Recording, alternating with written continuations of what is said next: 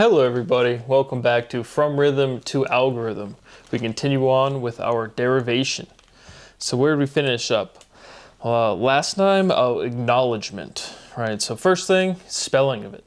And so that's another thing is like favor, color with the English version of the spelling or the Americanized version, right? There's got to be some universal physical reason, some generic or general principle. But acknowledgement is awareness, awareness is cognitive, sentience is cognitive, sensorality is cognitive. And so another thing that's interesting that I noticed because I was at my cousin's wedding, you know, when you're in a really loud venue and you have to like raise your voice to hear or to talk to somebody, you really have to, you hear the consonants. And so this has happened with my parents, who again have heard me talk and raised me my entire life. People who have never met me before. I told you the story about when I was going in driver's school, but speaking. And this has happened with science team in person when you guys are doing your weird little whatever the fuck you guys are doing.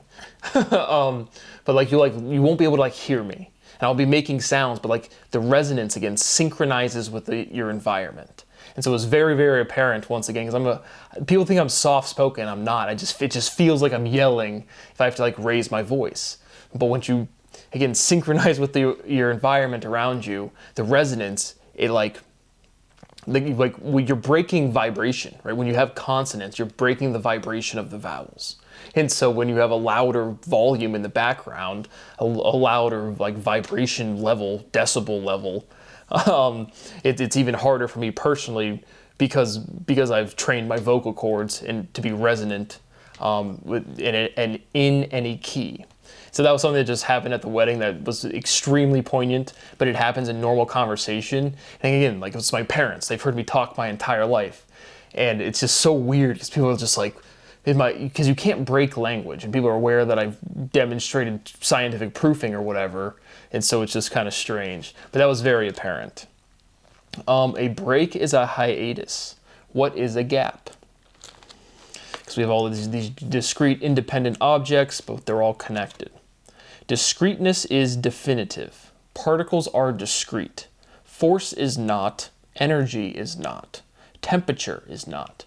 Right? When you look at somebody, when you watch somebody on a video camera, if it wasn't for their clothing, like when you're outside you can see snow on the ground, or if it's cold and they're talking, you can see the moisture in the air.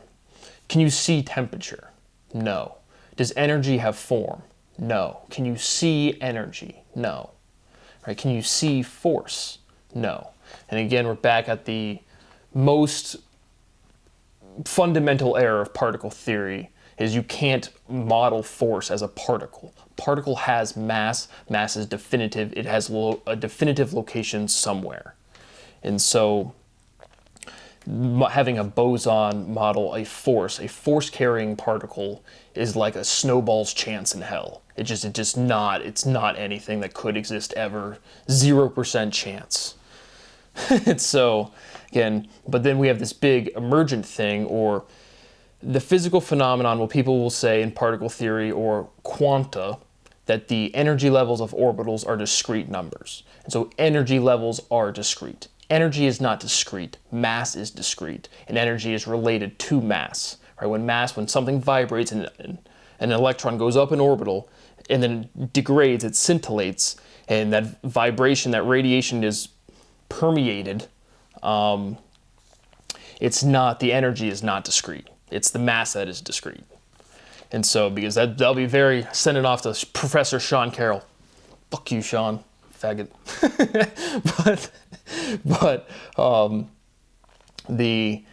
It's just, again, because everything is unique, energy is related to mass through E equals mc squared, but it is not mass, and mass is the discrete part. An energy level doesn't make any sense, because a level, again, is a step function. It's discrete. And so, not super nuanced, but that definitely was intuitively thinking about that yesterday. And so I even categorized it as the fundamental theorem of physics. And again, you've seen the fundamental theorems change, but that's because how much derivation you have to do to actually do a first principle derivation is a lot. But mass is discrete is what I've written as the fundamental theorem of physics at the current time in the derivation of sensorality. Nouns represent objects. Metabolism is senality. Senescality is the base word I was derived that off of. But senescality is metabolicality. Right? Metabolism is another one of these things that isn't well defined. But again, when I said you're going to see that EA from SENAL, senality, senescality. Again, we've expanded that word form, and now senescality, but that EA, it's the same EA as metabolism, right? Is metabolism an algorithm? I think so. Both of those words like kind of don't make any sense, but together they kind of do, right? But regardless, again, we're talking through the logic. We're going to arrive at something that's undeniable, right? Definitions are definite, and mass is discrete. Discrete is definite. Just keep building the logic until something is overwhelmingly apparent. Sensorality is bollicality, right? Are balls round? Get your heads out of the gutter or keep them in the gutter. Who cares? It's all good around here. But we've talked about, is the optimal shape for rolling a sphere? No. And then the kind of extension, I guess, but again, this is the intuition that's present at my mind when I'm writing these theorems. Are balls round? And what is a ball? What is ballality? Sensorality limits ballisticality. And so, obviously, again, ballisticality built on ball. I think so, unless I spelled it wrong. But regardless, again, I'm coming from intuition. And whenever I'm doing these finalizing parts of these proofs, the spelling is just like, what in the world is going on? We talked about acknowledgement is awareness, cognition.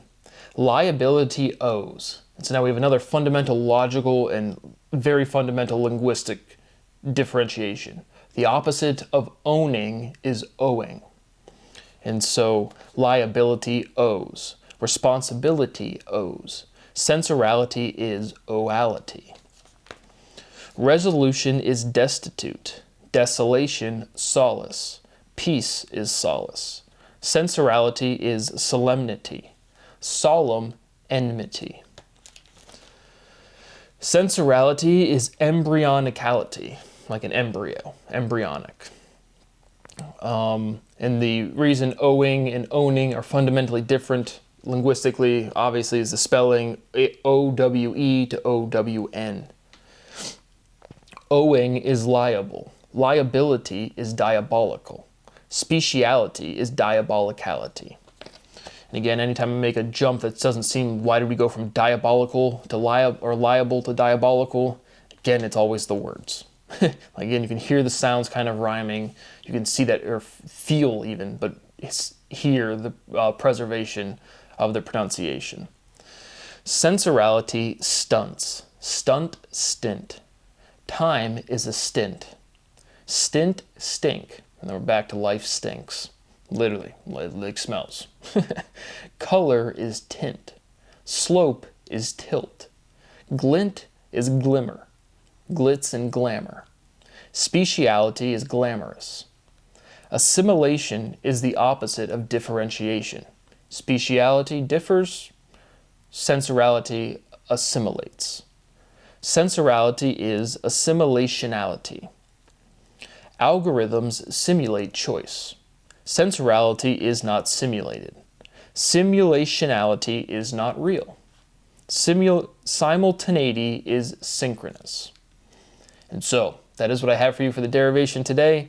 Again, just plodding away, because each step, it's just, when I say brute force logical derivation, none of these steps are more important than the other, and none of these steps are less important than the other. It's just trying to arrive at this fundamental, unique sequence of letters, this unique logical statement, and that will axiomatize what is sensorality by connecting it to its operative word in some sort of linguistic iteration that's completely undeniable.